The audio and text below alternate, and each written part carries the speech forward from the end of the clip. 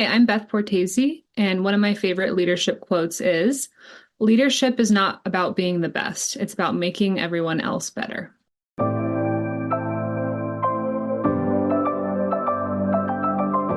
The Leader Assistant podcast exists to encourage and challenge assistants to become confident, game-changing leader assistants.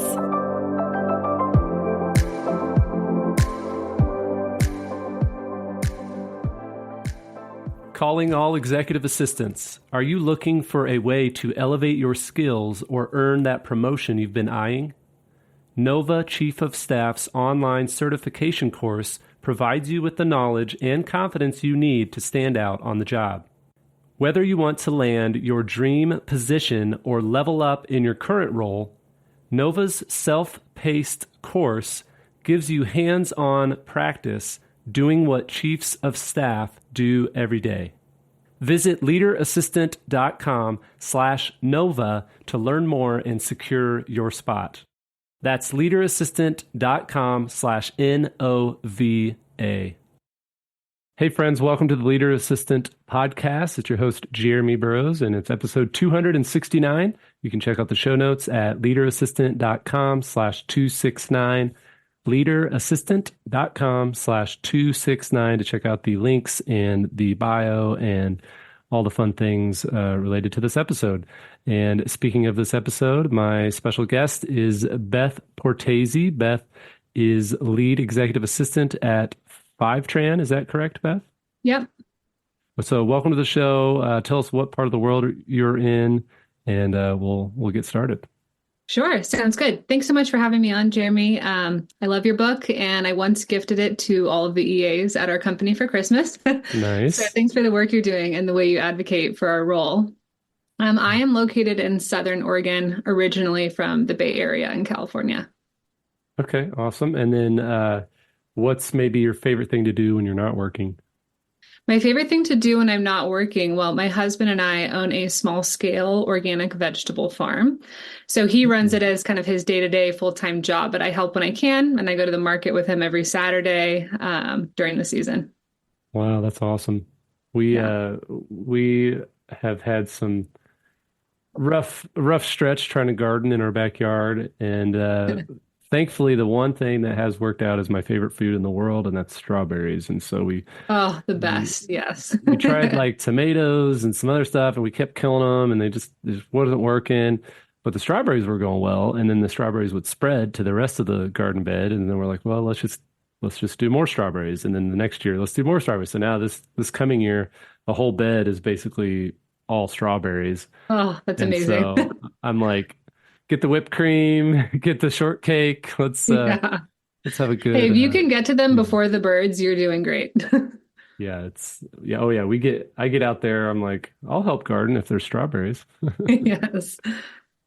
Good deal. Well, thanks for being on the show. How did you end up getting into the executive assistant role? Yeah, it's kind of an interesting start. I always loved getting things done, and I especially loved getting things done for other people. So I found a job as an admin assistant in 2016 for a small nonprofit. I got paid $10 an hour there. Eventually, I was earning $12 an hour, and I adored the people that I worked for and their mission. But I knew it wasn't enough to support myself at the time, so I got a second job as an event bartender. And I was 25, so I was still kind of had this itch to travel and experience the world. So I saved my tips from my event bartending job, and I saved up for a trip to Southeast Asia. I'd planned to take a few weeks off, in order to take this trip. But as I got closer to the trip, I started having discussions with my bosses at the nonprofit about the pay kind of being a hurdle for me. And they asked me what kind of pay I needed. And truthfully, I didn't even have a number. So they said, well, go home, figure it out, get a number, and come back to us. And I did. And I realized I needed $18 an hour.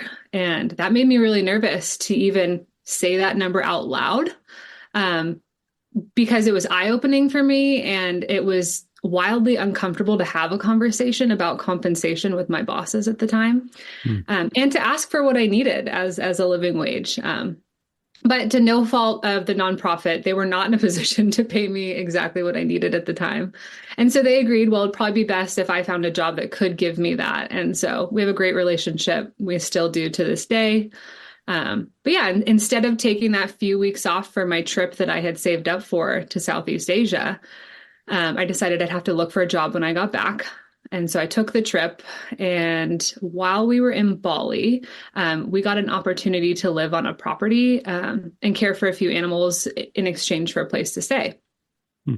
But the only catch is she wanted us to commit to 3 months there. And I didn't have 3 months of funds to support staying there that long.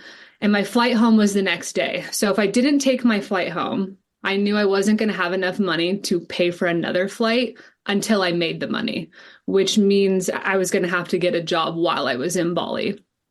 And I don't typically shy away from like opportunities or get nervous easily, but this was a moment in my life that I felt truly uncomfortable because I was taking a risk.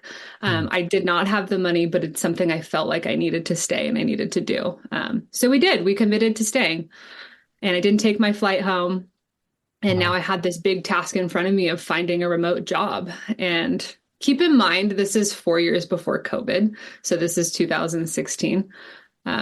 Working remotely was much less common occurrence because, it just wasn't as common. Yeah. And so I told myself I was going to spend every single day looking for a job for at least $18 an hour. And I wouldn't go any lower than that because that's what I knew I now needed. And I applied all day, every single day. And I think it took me about 3 months until I finally got my first yes. So that's kind of how I got started. And that was that the remote assistant? Yeah, I got a job as a remote virtual assistant. Yep. Okay. Wow. Yeah. So you were doing remote virtual assistant stuff. Well, before we talk about kind of the next step in your journey, in the next path or career transition, what's maybe something you learned working remotely and some tips that you could share with those that maybe they're looking for remote work, or maybe they're just working remotely and they want some good work from home tips? Sure. I think maybe more important than like working remotely is actually getting a remote job. Like I mentioned, I spent all day, every day applying. I used my $150 Chromebook that I got from Walmart to apply to these jobs. I submitted hundreds of applications. I would wake up at 3 or 4 in the morning just to take interviews across time zones. And like I mentioned, I couldn't figure out what I was doing wrong and why I couldn't get to a yes. So I did a test. I don't know if this is like somewhat unethical, but I created a job posting for the exact type of role that I was looking for as an assistant. And I watched the applications come in. And every applicant seemed great. And they were experienced and they were qualified and they were well-spoken, but they all blended together. And then I realized what I was doing wrong was I was blending in just like everyone else. So I asked myself, like, why would someone give me a job over these other amazing candidates? And I had to have kind of like a heart-to-heart conversation with myself about what makes me different. Why should I get the job over these other people? And the only answer that I could come up with was me, like the personal side of me. That's the only thing that makes me different. And the side of me that you can't get by reading a resume or a cover letter.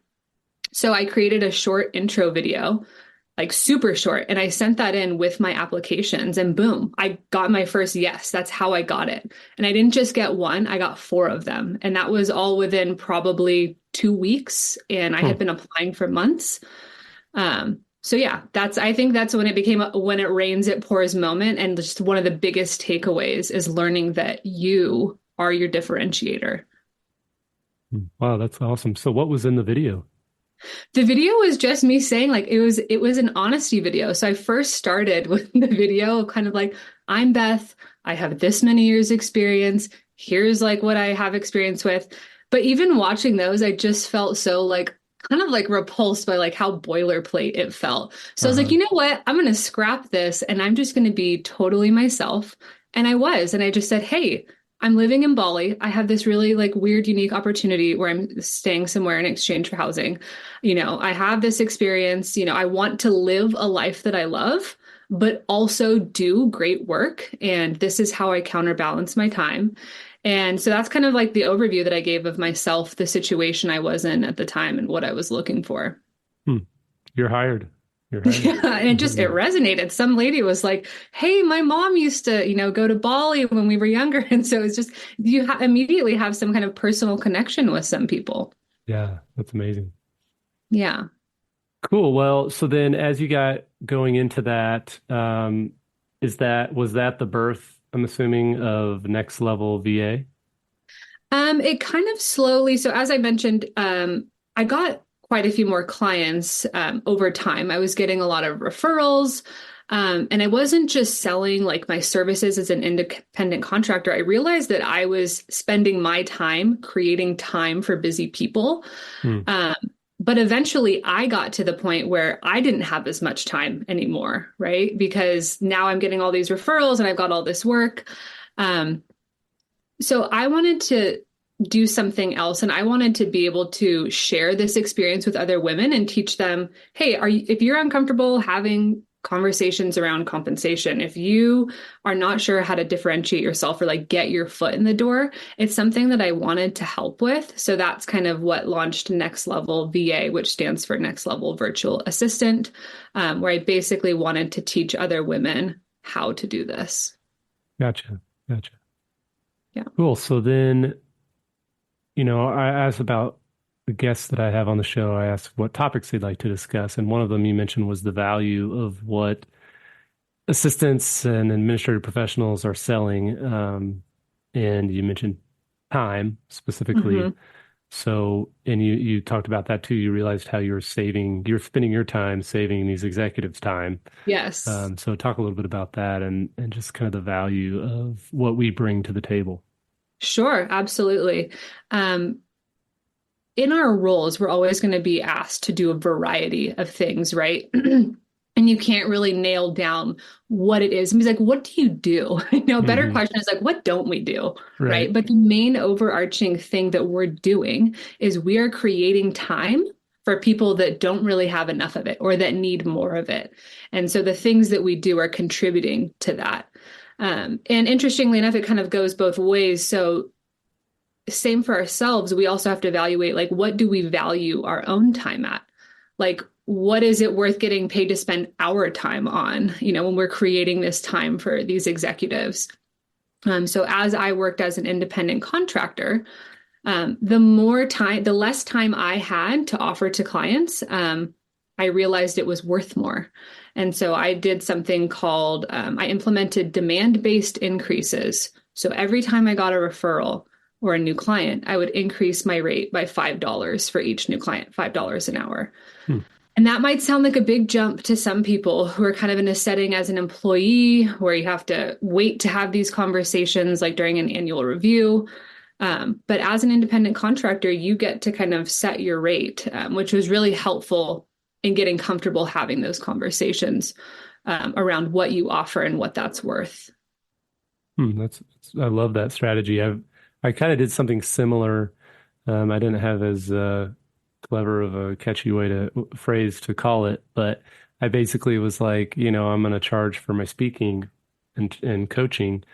And then as I started to get more and more requests, I still have a day job, I still have kids, and I've got all this stuff going on. I'm like, all right, I don't want to do more coaching calls or more speaking engagements necessarily, but maybe I can charge more, do the same amount of engagements, but charge more so that it kind of weeds out some of them. And then, so yeah, I just would raise my coaching rate and I'd raise my speaking fee and I'd get more and more interest. Oh, I'm getting overwhelmed with all these requests. Raise my price again, and be okay with them with getting a lot of no's and a lot of no, we don't have that budget and whatever, and just moving on. Yeah, and it's a great way to find your perfect client. Yeah, exactly. Yeah. So then, okay, so talk to us about your transition then from independent contractor to an employee, because right now you're an employee, is that right, at Fivetran? Yeah, that's right. So I guess backtracking a little bit about next level VA, I think one of the things that I might have left out was that um, I wanted to create this opportunity to share with other women, but I also knew there was a very practical side of things of being an assistant, like a skill set that you needed to have and be able to offer in order to kind of move your way up and get these yeses and get these referrals. So similar to kind of your approach in teaching assistants to be leaders, my approach for next level VA was to help develop a skill set for people who wanted to provide next level service to executives. And kind of similar to the whole, discovery process of what I was doing wrong when I was first looking for a job, I had to ask myself, like, what am I doing that's different from like a skill side of things? And is this something inherent to me, or is it something I can teach to others? And the answer was, I'm not special. And the way that I work can be broken down into practices and steps. And so I kind of coined the term like 6-figure habits. And this is kind of how I describe the skill set that enabled me to go from getting paid that $10 an hour, like up to 6 figures in a very short amount of time. But yeah, so I think that's kind of what led Next Level VA onto its path. But in that time, I feel like I found my executive, like the person that I wanted to assist for the long term. Nice. So then what are kind of a few of those practically those 6-figure habits? Are you ready to elevate your career in 2024? I'm Maggie Olson, founder of Nova Chief of Staff Certification, the first of its kind online course for aspiring and existing chiefs of staff. With curriculum taken directly from on-the-job responsibilities, Nova's self-paced learning modules provides you with hands-on experience so you can feel competent and confident moving into a chief of staff style role. It's the perfect next step for executive assistants. Head to leaderassistant.com/Nova to learn more, grab the syllabus, and enroll today. Sure. One of, I think, the biggest ones I picked up when I was 20 years old. I was living in Boston and working at the Ritz-Carlton as a line cook. And when we went to our orientation training, we had filled out a sheet that asked us all of these personal questions. And one of them was, what is your favorite food? And I'm a sucker for sweets, so I put tiramisu. And later on, we broke for lunch, and I got back to my desk, and there was a tiramisu sitting on my desk, and it said, "Welcome to the Ritz-Carlton, Beth." And that totally knocked my socks off in a way that I'd never forgot. Wow. And so they had told us this is the level of service that like we provide to our guests. And that kind of inspired me to incorporate that into the level of service I provide to my executives.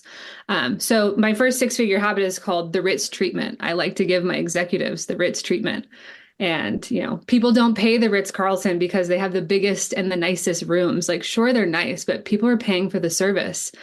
And I think that service is greater than anything else. And the same goes for assistants. The service we provide is more important than the years of experience or the credentials that we might have. Love it. So what's maybe an example of the Ritz experience, or the Ritz, what do you call it? The Ritz treatment. treatment. What's an example of the Ritz treatment throughout your career that you gifted or used? Sure. I think a few ways you can provide the Ritz treatment as an assistant is, number one, just recording your executive's preferences, like even the smallest details. And I think this probably comes as second nature to a lot of very seasoned executive assistants. Like, oh yeah, like I got to know like where their favorite spot to sit on the plane is. But I like to record all of the details. Like if I notice that they're always drinking or eating a certain thing, I keep that in mind so that I don't have to ask them when I go to order their lunch. Like I know exactly what they want, and anticipating their needs that way. And they have another term at the Ritz called surprise and delight. So I also like to use those details to surprise and delight them. Like if it's their birthday, I know exactly what to send them because I've spent the time getting to know them. And then lastly, at the Ritz, like you kind of execute everything like all the way to the next level. And that's what I like to do as an assistant. So if there's any task that I'm given, I always try to take it as far as I possibly can and execute it as far as I can until I, hand it back to them or I need their input on something. Hmm. Nice. So what's maybe one thing you've learned? I'm assuming, Fivetran's a fairly large company. I mean, Mhm. I'm assuming there are other assistants at the organization Yes, and there are. I think we have 7 total today. okay. So what's it like working with a team of assistants? It's really great. I mean, the thing is that you're constantly learning. So even me, somebody who has had the opportunity to train and work with other assistants, I think I learn the most just by working with my peers at Fivetran. I pick up a lot of great practices from them, and it's really amazing because the executive assistant role it really draws in a certain type of individual, and when you have a lot of them, I feel like it can be a force to reckon with. Like these are people Hmm. that get stuff done, so it's great to have a resource with my peers. Nice. And then do you, is there an office in your town or do you work remotely for Fivetran? I work remotely. We do have locations worldwide, but I am not in office. Nice. Um, is your executive in office? Is your executive remote or is it kind of hybrid? My executive is hybrid. So kind of rewinding just a little bit, you had asked about the transition from an independent contractor to an employee. I had met this leader, this executive, and we just jived so well. Like it was just, the type of leader that he was really inspired me. And it also made me feel safe. And I'm like, this is the type of person I want to assist for life. Like, this Mm, is an awesome individual. And I feel like it's like a once in a lifetime CEO. And I found my once in a lifetime CEO that I could assist. He's really great at what he does. So great that the company that he had worked towards building got acquired by Fivetran. So he transitioned, we merged companies and he moved into more of like a board president role. And then I started assisting the general counsel at Fivetran. So my for life CEO, he's kind of on, vacation right now, enjoying all of the work and all of the time and that he's put into his career for the last 25 years. So now the executive I support at Fivetran, she's based in Denver, so it's a hybrid okay. role. Nice. Any other like just in general, it could be your current role, it could be one of the clients that you supported, any interesting or funny or crazy stories or Spider-Man saving the day kind of things Oh with your gosh, job. I'm kind of putting you on the interesting spot, but stories. I'm sure you had a variety of clients if you were working with as an independent contractor with Yes, it is. And interesting quirks or this is one of those moments, Jeremy, where I'm like, don't say too much. Where I'm right. like, I don't want to tell any of my stories Yeah, because no names, no company names, just yeah. like general vague story. Oh man, a general vague story. Oh my goodness. Okay, I can tell you this one, and this is pretty bad. Oh man, okay. So I had this client one time, very short-lived. This person was an executive and I would say was having some personal issues in their personal life. And it's one of those moments where, as an EA, like you get asked to do a lot of things, and it's like where do you draw the line sometimes?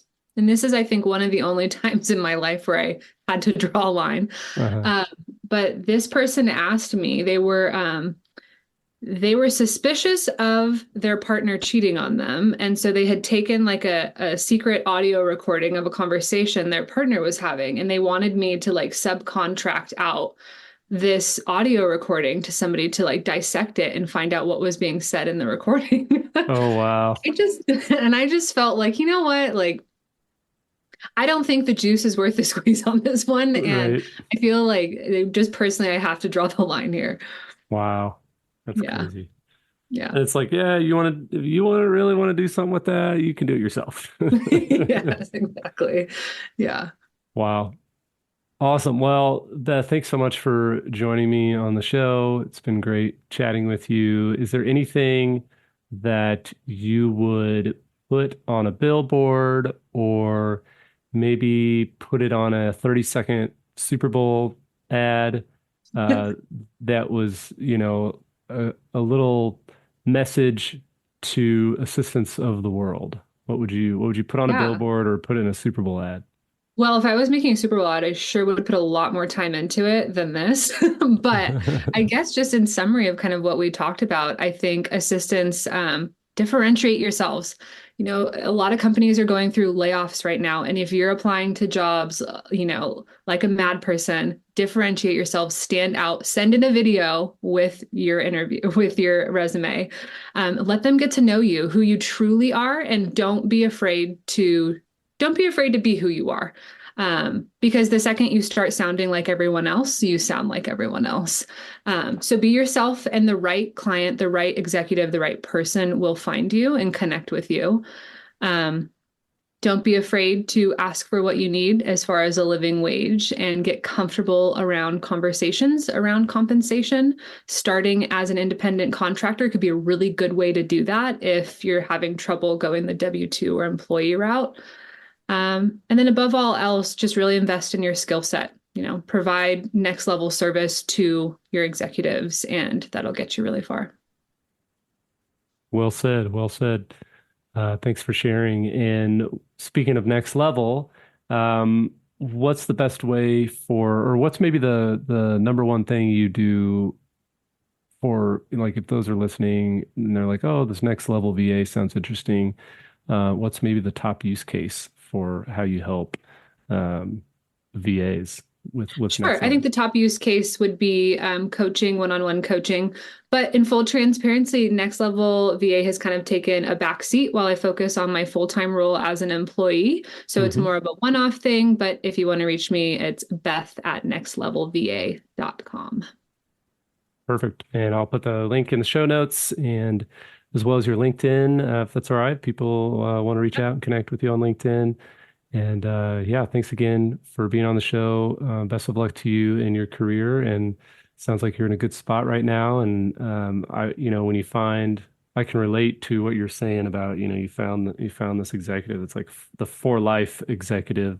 Um, my current executive is awesome, and I'm like, people are like, oh, why don't you like go do your side stuff full time, or why don't you go take this higher paying job at this Yeah. San Francisco tech company? And I'm just like, you don't understand. My executive's awesome, and You can't put a I price tag on you that. You can't. really can't. Yeah, it's like once you find that fit, it's really hard to think about changing and trying a Yeah. different fit. So anyway. Yes.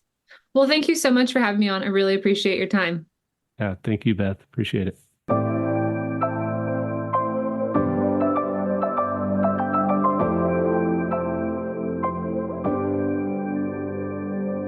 Please review on Apple Podcasts.